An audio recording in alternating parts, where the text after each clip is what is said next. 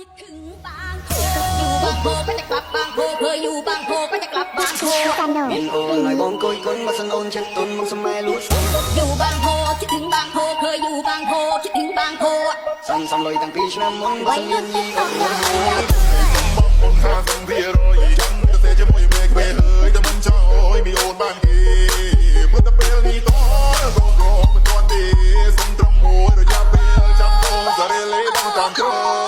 อยู่บางโพแล้วก็นอนไม่ได้อยู่บางไซแล้วก็ไม่มีสุขอยู่บางพัดพาสะดุดแล้วมันเด็ดมันหมุดแล้วไม่เหมือนบางโพอยู่บางซื่อแล้วก็มือไม้อ่อนอยู่บางซ่อนหักคอนไปโกอยู่บางใหญ่แล้วไปบางโพไม่เหมือนบางโพในไม่รู้เป็นไงคนแม่นอนดำเลยก็มีแต่เสกก็มียันบอกสมกำลังของมันจิตเหียนต้องมาแต่เลยต้องมาปองนี่มันเมียนกันแต่ช่างมันรู้ได้กินจะมีมันเหียนมันเป็นตัวอย่างตรงกว่าหัวจิตตัวแต่ก็มันได้หรือก็รับเป็นเพียไปกันกันแต่ช่างมันรู้แต่ก็รู้เพียงก็ช่างมันเอาไม่ต้องหัวยุ่ง